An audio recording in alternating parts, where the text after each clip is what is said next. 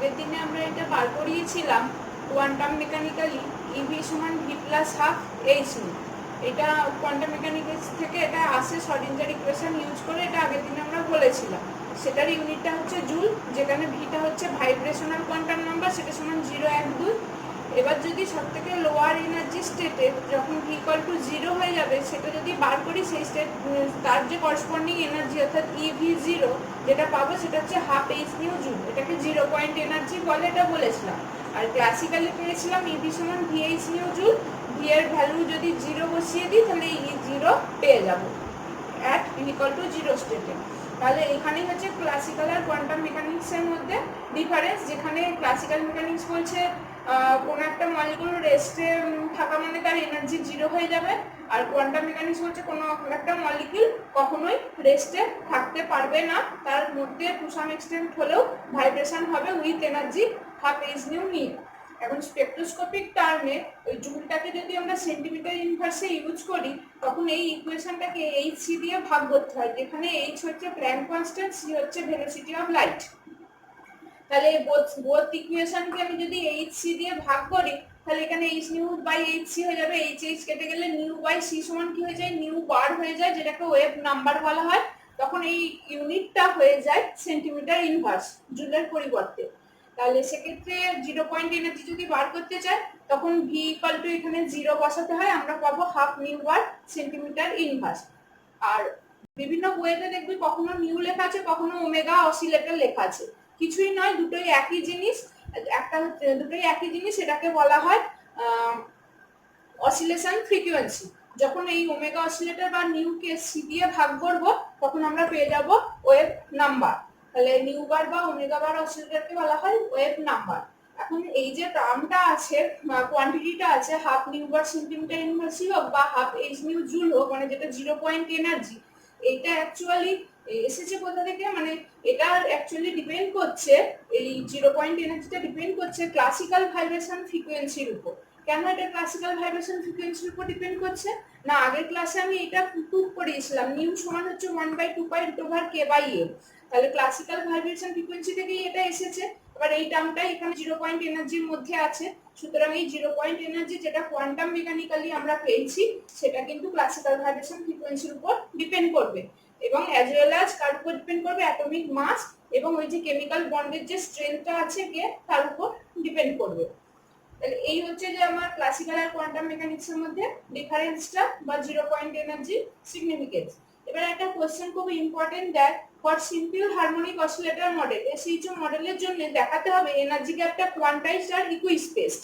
তো সেটা দেখানোর জন্য এই এসএইচও মডেলটা আমরা আগের দিনে একটা এইচসিএল এর एग्जांपल নিয়ে বলেছিলাম, যেখানে এনার্জি ভার্সাস আর প্লট করেছিলাম।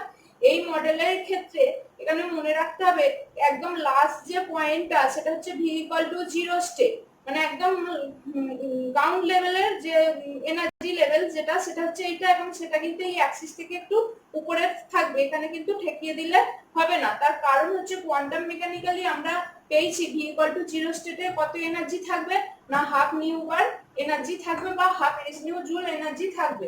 তাহলে এটা যদি এখানটা ঠেকিয়ে দিতাম তাহলে এর কোনো এনার্জি থাকতো না, সেজন্য এটাকে একটু উপরে লিখতে হবে যাতে এই হাফ নিউ বার সেন্টিমিটার ইনভার্স এনার্জিটা আছে সেটা বোঝানোর জন্য।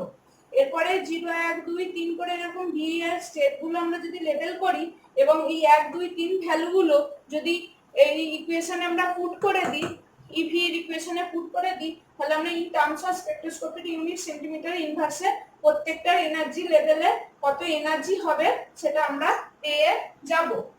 এদিকটা হচ্ছে ভি এর ভ্যালু, এদিকটা হচ্ছে ইভি এর ভ্যালু সেন্টিমিটার ইনভার্সে। এখানে একটা জিনিস খেয়াল করে দেখো, যেটা হচ্ছে আমরা যদি যে সিলেকশন রুলটা আগের দিনে পড়েছিলাম ডেল্টা ভি সমান +-1, যেটা শ্রোডিঞ্জার ইকুয়েশন থেকে কোয়ান্টাম মেকানিক্যালি ক্যালকুলেট করা যায়, এটা শুধু তোমরা নিজেরা মনে রাখবে এই শব্দটা। তো এই ডেল্টা ভি +1টা কিসের জন্য না, অ্যাবজর্পশনের জন্য, আর -1টা কিসের জন্য না, এমিশনের জন্য। যখন এই ধরো 0 থেকে 1 লেভেলে যাবে মলিকুলটা, যখন এখান থেকে এখানে ট্রানজিশন হবে, তখন হচ্ছে সেটা অ্যাবজর্পশন হবে। ধরো ভি হচ্ছে 0, তাহলে ভি যদি 0 হয় তাহলে 0 এখানেও 0 বসান, তাহলে কোথায় হলো 0 থেকে 1, তাহলে এটা যদি বাদ দিই ডেল্টা ভি +1 হয়ে যাবে। একইভাবে মলিকুলটা যদি নিচে লাইট এনার্জি ছেড়ে রিলিজ করে যদি নিচে নেমে আসে ওয়ান লেভেল থেকে হায়ার লেভেল থেকে লোয়ার লেভেলে, অর্থাৎ v+1 হায়ার লেভেল থেকে ভি লেভেলে নেমে আসে, তখন সেটা বলা হয় এমিশন। আর ডেল্টা ভিটা দেখো এখানে ক্যালকুলেশন করে দেখলে ফাইনাল মাইনাস ইনিশিয়াল করলে আমরা পেয়ে যাবো ডেল্টা ভিটা হচ্ছে -1। এবার এখানে একটা কথা হচ্ছে, এই অ্যাবজর্পশন আর এমিশন তো সিলেকশন রুল ডেল্টা ভি সমান +-1 আমরা পেলাম। এই যে +-1 যে পেয়েছি, মানে যখন এইখানে ধরো জিরো লেভেলে মলিকিউলটা আছে, মলিকিউলটা অ্যাবজর্ব করে 1 এ গেল। একইভাবে মনের মধ্যে প্রশ্ন রাখতে হবে মলিকিউলটাতে অ্যাবজর্ব করে 2 এও আসতে পারে, কিন্তু according to selection rule delta ভিটা সবসময় কি হয় +1 হয়, অর্থাৎ অ্যাবজর্পশনে কি হয় +1 হয়, অর্থাৎ 0 থেকে 1 এই আসতে পারবে, কখনো 0 থেকে 2 এ আসবে না। তাহলে এই ট্রানজিশনটা কি হয়ে যাবে, ফরবিডেন হয়ে যাবে। একমাত্র according to selection rule delta V যেহেতু +1 এ পরে অ্যাবজর্পশনের জন্য এটা 0 থেকে 1 ই আসবে, বা 1 থেকে 2 এ যাবে, বা 2 থেকে 3 তে যাবে, বা একইভাবে উল্টোভাবে এমিশনটাও 3 থেকে 2 এ আসবে, বা 2 থেকে 1 এ আসবে, বা 1 থেকে 0 তে আসবে। কখনো লাফিয়ে 0 থেকে 2 এ বা 0 থেকে 3 এ আসবে না, বা 3 থেকে লাফিয়ে 0 তে আসবে না। প্রত্যেকটা স্টেপ আমাদেরকে মেনটেন করে করে আসতে হবে। যেমন আমরা যদি কোনো সিঁড়ি দিয়ে উঠতে যাই, তাহলে একখানা সিঁড়ি থেকে আমরা কি লাফিয়ে একবারে 15 নম্বর সিঁড়িতে উঠে যাবো না, আমরা জেনারেলি আমরা কি করি, প্রত্যেকটা স্টেপ আমরা কভার করে করে সিঁড়ি দিয়ে উঠি। ব্যাপারটাও এখানেও কিন্তু সেরকম সিলেকশন রুল অনুযায়ী এটা কিন্তু এই +1টা মেনটেন করে চলতে হবে, ট্রানজিশনটা সেইভাবেই হবে। যখনই এই 0 লেভেল থেকে 1 এ যখন ট্রানজিশনটা হবে, সেই অবস্থায় মলিকিউলটার তো ডাইপোল মোমেন্ট চেঞ্জ হবে, ইলেকট্রিক্যাল ডাইপোল মোমেন্ট চেঞ্জ হবে। সেই ডাইপোল মোমেন্টের যে ফ্রিকোয়েন্সি আর আইআর যে লাইটটা ফেলছি তার যে ফ্রিকোয়েন্সি, এই দুটো যখনই ম্যাচ করবে তখনই রেজোনেন্স ঘটবে, এবং মলিকিউলটা তখনই এখান থেকে এখানে ট্রানজিশনটা ঘটাবে। এইবার আমরা যে প্রশ্নটায় ছিলাম, দেখো এইটা যখন ক্যালকুলেট করে দেখলাম, এগুলো হচ্ছে কত হাফ নিউ বার, 3-2 নিউ বার, 5-2 নিউ বার, 7-2 নিউ বার করে হচ্ছে। এবার এদের প্রত্যেকটা যদি আমরা গ্যাপ ক্যালকুলেট করি, 0 থেকে 1 এর গ্যাপটা দেখো নিউ বার এসেছে, 1 থেকে 2 এর গ্যাপটা দেখো নিউ বার এসেছে, 2 থেকে 3 এর গ্যাপটা দেখো নিউ বার এসেছে। এরকম শো অন করতে করতে গেলে প্রত্যেকটা স্টেটের পর সিম্পল হারমোনিক অসিলেটরের ক্ষেত্রে এনার্জি গ্যাপের ভ্যালুটা সবসময় আমরা নিউ বারই পাবো, নিউ বার সেন্টিমিটার ইনভার্সই আমরা পাবো। দ্যাটস ওয়াই তাহলে আমরা কি বলতে পারি, প্রত্যেকটা স্টেপের মাঝে যে ফাঁকা জায়গাটা আছে সেজন্য বলতে পারি এনার্জি গ্যাপ গুলো হচ্ছে ইকুই স্পেস। আর কোয়ান্টাইজড কথাটা মানে কি, ধরো আমরা তো মিউজিকের আমাদের যে বেসিক জায়গা, বেসিক বিট, সেটা হচ্ছে ধরো সা রে গা মা পা হয়।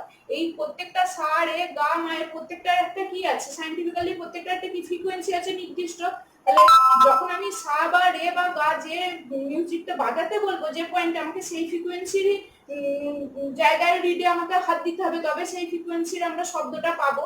ঠিক সেই রকমই এই ভাইব্রেশনাল লেভেলের ক্ষেত্রেও ঠিক এই 0 বা 1 লেভেলের এনার্জিটা, এদের যেমন ফ্রিকোয়েন্সিটাও নির্দিষ্ট, মানে এনার্জিটাও সেই শব্দের নির্দিষ্ট, সেরকম এদেরও 0 বা 1 বা 2 প্রত্যেকটা এনার্জি লেভেলের এনার্জি কিন্তু নির্দিষ্ট হয়। এই এটা ডিসক্রিট হয় এবং নির্দিষ্ট হয়, সেজন্য এই প্রত্যেকটা এনার্জি স্টেট গুলো হচ্ছে কোয়ান্টাইজ। সেজন্য বলা হয় সিম্পল হারমোনিক অসিলেটর মডেলের ক্ষেত্রে এদের এনার্জি গ্যাপ ইকুই স্পেস এবং প্রত্যেকটা এনার্জি হচ্ছে কোয়ান্টাইজড। এরপরে আমরা আসবো অ্যানহারমোনিক অসিলেটর। এবার আমরা পড়বো অ্যানহারমোনিক অসিলেটর, যেটাকে শর্টে AHO বলা হয়। এখন এই অ্যানহারমোনিক অসিলেটরটা কেন লাগছে, তার কারণ হচ্ছে রিয়েল যে মলিকিউলগুলো, সাপোজ আমরা HCl এক্সাম্পল নিয়েছিলাম, রিয়েল মলিকিউলগুলো কি হয় না, ওরা সিম্পল হারমোনিক অসিলেটর যে মডেলটা, এটা কিন্তু ওবে করে না, একটা নির্দিষ্ট সময় পরে ওরা কিন্তু এটা মেনে চলে না, সিম্পল হারমোনিক অসিলেটরের মডেলটা ওরা মেনে চলে না, এবং সেটা দিয়ে এক্সপ্লেনও করা যায় না। তাহলে এই অ্যানহারমোনিক অসিলেটর দিয়ে আমরা যে কোনো রিয়েল মলিকিউলকে এক্সপ্লেন করতে পারবো। এবার আমি যদি এই HCl মলিকিউলটা নিয়ে নিই, এখানে দেখো যে গ্রাফটা এঁকেছি, এটা হচ্ছে AHO মডেলের জন্য পার্থক্য আছে, এটার সাথে এটার পার্থক্য আছে। এখানে দেখো এটা এরকম প্যারাবোলা আকারের হয়ে গেছে, কিন্তু এখানে একটা সময় পর এটা এইদিকে এরকম স্প্রেড করে গেছে, বেঁকে গেছে। মানে এখানের মধ্যে এটা যদি সিম্পল হারমোনিক অসিলেটর হতো, এটা এরকম হয়ে যেত, এই ডট ডট লাইনটা এরকম হয়ে যেত। এটা হচ্ছে SH এর জন্য। তো এখানের মধ্যে তাহলে পার্থক্যটা কোন জায়গায়, এই জায়গাটায়। আর একটা পার্থক্য আছে, আমরা সিম্পল হারমোনিক অসিলেটরের মধ্যে এই মাত্র পড়েছিলাম এদের এনার্জি গ্যাপগুলো ইকুই স্পেসড এবং কোয়ান্টাইজড, এবং সিম্পল হারমোনিক অসিলেটরের সিলেকশন রুল হচ্ছে ডেল্টা ভি ইকুয়াল টু +-1। কিন্তু অ্যানহারমোনিক অসিলেটরের সিলেকশন রুল হবে ডেল্টা বি ইকুয়াল টু +-1 +-2 +-3 যা খুশি হতে পারে। তাহলে সিম্পল হারমোনিক অসিলেটরের ক্ষেত্রে আমরা দেখলাম হয় 0 থেকে 1 বা 1 থেকে 2 বা 2 থেকে 3 এরকম অ্যাবজর্পশন, বা উল্টোটা ঠিক জাস্ট নিচের লেভেলে ফিরে আসবে এমিশনের জন্য 3 থেকে 2 বা 2 থেকে 1, মানে একবারে লাফিয়ে 0 থেকে 2 বা 0 থেকে 3 তে যেতে পারবে না। কিন্তু অ্যানহারমোনিক অসিলেটরের ক্ষেত্রে সেটা হবে, কারণ এই সিলেকশন রুল +2 +3 এগুলো আছে। সুতরাং 0 থেকে 2 এ যেতে পারে, 0 থেকে 3 তেও আসতে পারে। এই যে এখানে সিম্পল হারমোনিক এই অ্যানহারমোনিক অসিলেটরের ক্ষেত্রে দেখো 0 থেকে 1 এও যেতে পারে, 0 থেকে 2 এও আসতে পারে, 0 থেকে 3 তেও ট্রানজিশন হতে পারে। whereas সিম্পল হারমোনিক অসিলেটরের ক্ষেত্রে সেটা হতো না। এগুলো হচ্ছে যে মেন পার্থক্য। আর একটা হচ্ছে এখানে এনার্জি গ্যাপগুলো ইকুইস্পেস ছিল, যত উপরের দিকে যাব এদের মধ্যে এনার্জি গ্যাপগুলো কিন্তু মিনিমাইজ হতে থাকবে, ইকুইস্পেস নয়। তো অ্যানহারমোনিক অসিলেটরের ক্ষেত্রে এই জায়গাটা কেন এরকম আসে? ধর আমি একটা HCl মলিকিউল নিয়ে নিয়েছিলাম, এটা এর গ্রাউন্ড লেভেলে ছিল, HCl মলিকিউলটা V = 0 স্টেটে ছিল, তখন মলিকিউলটা এখানে ইকুইলিব্রিয়াম পজিশনে ছিল।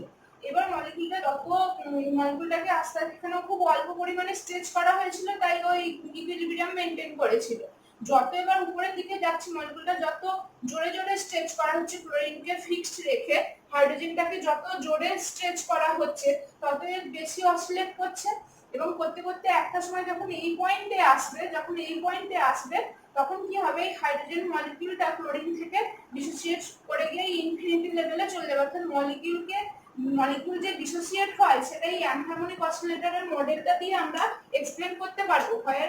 এই সিম্পল হারমোনিক অসিলেটর যেটা প্যারাবোলা টাইপের, এটা দিয়ে কিন্তু মলিকিউল যে অ্যাটমে ডিসোসিয়েট হয় সেটা আমরা এক্সপ্লেন করতে পারছিলাম না। এবার কেন এখানে এই ডিসোসিয়েশনটা হচ্ছে? আগের ক্লাসে আমরা একটা রিপালশন টার্ম আর একটা অ্যাট্রাকশন টার্ম পড়েছিলাম।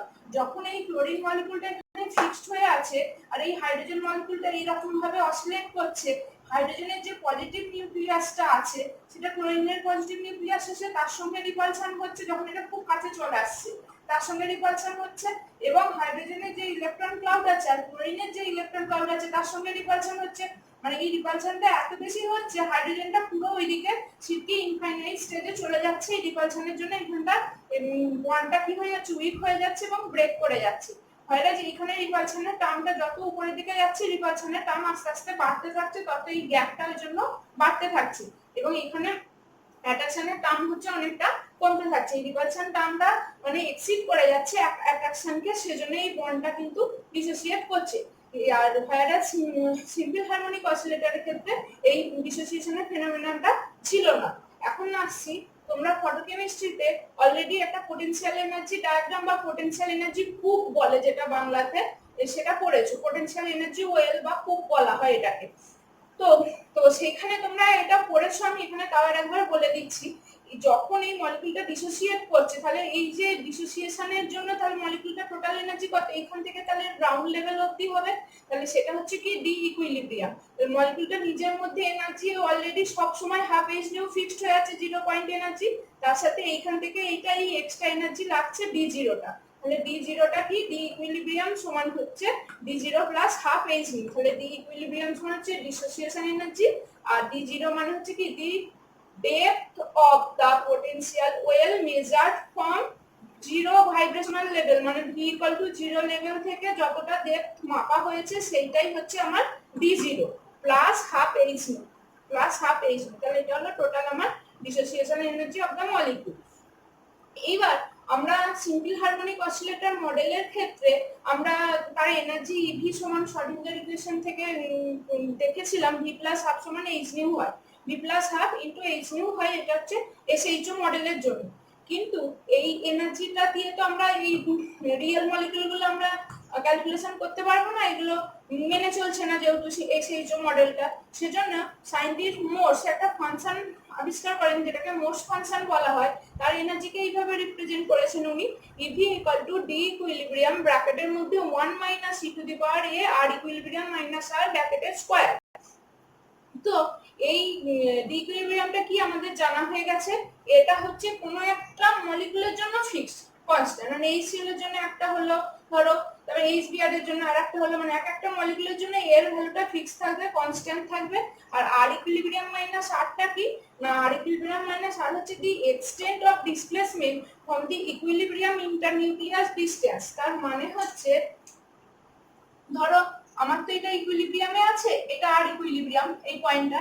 এবার ধরো আমি সাপোজ এইখানে বলছি মলিকিউলটা তো এইভাবে ডিসপ্লেসমেন্ট হচ্ছে, এইভাবে অসিলেট করছে, তাহলে মলিকিউলটা কতটা ডিসপ্লেসমেন্ট হচ্ছে ইকুইলিব্রিয়াম পজিশন থেকে, এই এতটা ডিসপ্লেসমেন্ট হচ্ছে মলিকিউলটা, এই আর ইকুইলিব্রিয়াম হচ্ছে এটা, ওই ডিসপ্লেসমেন্ট এই জায়গায় পয়েন্টে ডিসপ্লেসমেন্ট কতটা হচ্ছে এতটা, তাহলে এই যে গ্যাপটা এটাকে কি বলা হয় R equilibrium minus R displacement from the equilibrium internuclear distance, মানে এই ইকুইলিব্রিয়াম থেকে এইটা যতটা ডিসপ্লেসমেন্ট হচ্ছে সেটাই হচ্ছে আর ইকুইলিব্রিয়াম মাইনাস আর। এই হচ্ছে আমার মোস্ট ফাংশন।